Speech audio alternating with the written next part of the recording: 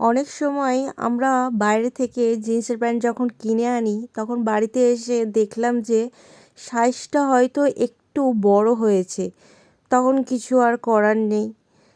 তার জন্য মন খারাপ করার কিছুই নেই। আমি বলে দেব যে কিভাবে বড় প্যান্টটাকে ছোট করা যায় এবং সুন্দরই লাগবে, খারাপ লাগবে না।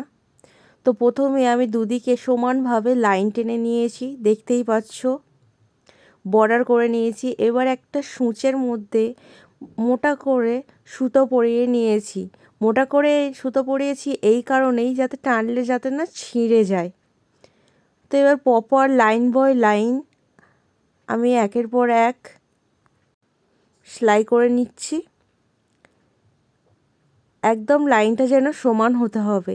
লাইনটা যদি একটু উপর নিচ হয়ে যায় তাহলে কিন্তু সেলাইটা একটু বাজে দেখতে হয়ে যাবে।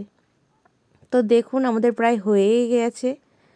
এবার ওটা ভালোভাবে টানতে হবে, আস্তে আস্তেই টানতে পারেন।